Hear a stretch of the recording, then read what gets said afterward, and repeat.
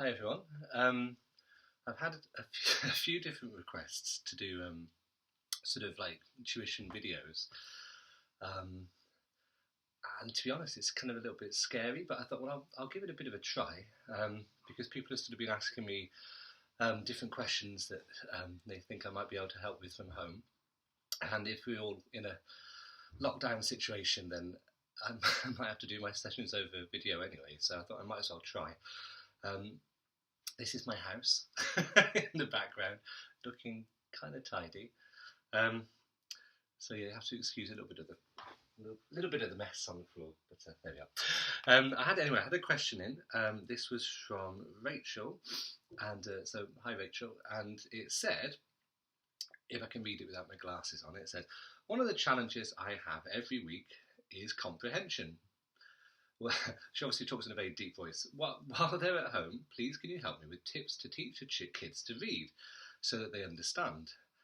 So, like identifying the main points, purpose, and the idea of inference, working it out using clues from the texts. Not too much to ask there, Rachel. So, a couple of things going on. What I'd say with reading is that you're right to kind of focus on reading for meaning, and that nowadays there's quite a big kind of focus on phonics. I mean, there is a lot of thought about reading for meaning in schools, and probably other teachers who you could talk to or who are watching this would say that that's kind of a big part of like how sort of their guided reading sessions work, or individual reading sessions as well. So people are constantly kind of trying to check for understanding, and some of the kind of basic ways that people do that is literally through questioning. So as the child reads to them, they'll sort of stop them and go, well, what would you do in that situation, or did they do the right thing, or what might happen next? So kind of making predictions and things like that. But you can kind of go a bit deeper with it than that as well.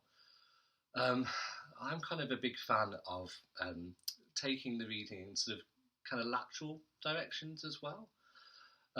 So, for example, if you're reading a text like Black Beauty, for example, and you'd ask the kind of regular questions about sort of how Black Beauty herself is feeling in a particular situation. How would you feel? It's kind of quite fun to take things into very kind of personal kind of areas, without being too personal, but into personal areas. So you say, have you ever felt like that yourself? Have you had any friends who felt like that? Or if you, has that sort of thing ever happened to you? That can sometimes work. At least it kind of will draw a child into the text more.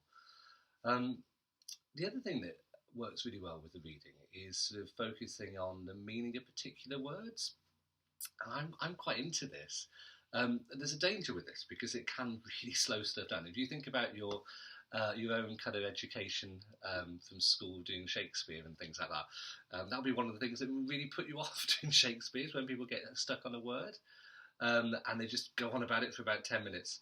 But it can be really useful because if you know the origin of a word, you can kind of play around with that word in the child's mind. So it will kind of take on greater significance for them, and greater kind of profundity, I think, in their mind too. So there'll be kind of particular words that you might find as you read through it and go, actually, it says that they felt outcast. They felt outcast in this situation. But what does that actually really mean? What does it mean to be outcast?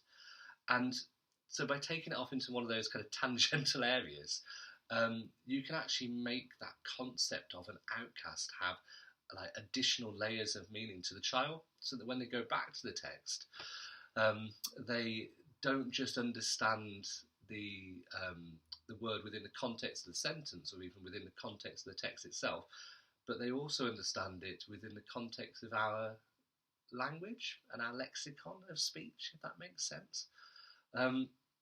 So that's what I'm saying. I mean, it's a huge topic. It's a huge topic to talk about, and I'm trying to keep this as broad as possible. But I hope that slightly helps, Rachel. If it doesn't help, you can always send me another message and complain and say, no, that didn't help at all. Actually, James, that was a complete waffle. I don't know what you were talking about. There we go. Yeah, there you go. I'm trying to keep these short and sweet. I've gone over 5 minutes. It's 10 seconds over. So I'm going to sign out. If you have any more questions that I can try to avoid answering on video, then send them over to me. Okay, it's Mr. Smith over and out.